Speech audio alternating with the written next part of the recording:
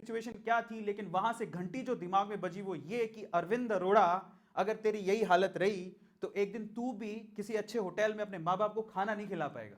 निकल बाहर और कुछ कर। वहां से सेमेस्टर में मेरी बैक लगी थी। मेरी कॉलेज में जो इमेज थी वो पूरी तरह से खराब हो चुकी थी, क्योंकि बिल्कुल लफंडर हो चुका था मैं। क्लास में मेरे साथ कोई बैठता नहीं था।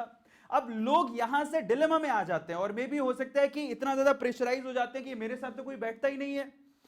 इतना ज्यादा सीरियस हो जाते हैं कि वो इंजीनियरिंग छोड़ने की बात भी सोच लेते हैं। मैंने भी सोची थी, मुझे लगा था कि यार मुझे इंजीनियरिंग छोड़ देनी चाहिए, लेकिन फिर दिमाग में आता था कि मैं बहुत कुछ बोल के आया हूं घर से, यार मैं नहीं जा सकता वापस। मैंने इसी सिचुएशन को, जहां पर मैं बिल्कुल गिरा हुआ था, इसको मैंने एडवांटेज के तौर पे लिया। सो वहां से मैंने अपना बिल्कुल ध्यान जो भटक गया था पूरा कॉन्सेंट्रेट किया स्टडीज के ऊपर, और बिल्कुल फोकस कर लिया स्टडीज के ऊपर। फाइनली मेरी इंजीनियरिंग में जो सेकंड लास्ट सेमेस्टर था वो सिल्वर मेडल से मैंने खत्म किया, और फाइनली जो लास्ट सेमेस्टर था और लास्ट इंजीनियरिंग पूरी कंप्लीट की मैंने ऑनर्स के साथ। मेरे हाथ में एक जॉब का लेटर भी था, मेरी जॉब लग चुकी थी, लेकिन प्रॉब्लम यह थी कि उसकी जो ज्वाइनिंग आने वाली थी वो आने वाली थी, हमारा सेमेस्टर खत्म हो गया था मई में, ज्वाइनिंग आने वाली थी फरवरी में।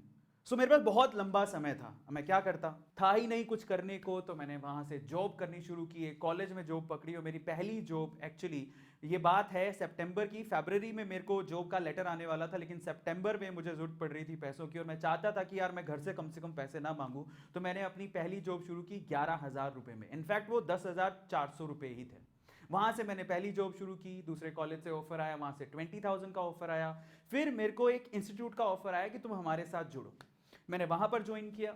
वहां पर भी क्योंकि मेरे पास एक चीज थी वो बहुत खास थी, वो था पढ़ाने का तरीका, बोलने का तरीका, कम्युनिकेशन। वो बहुत इंपॉर्टेंट चीज थी मेरे पास। मैं ये नहीं कहता हूं कि मुझे किसी सब्जेक्ट की नॉलेज है।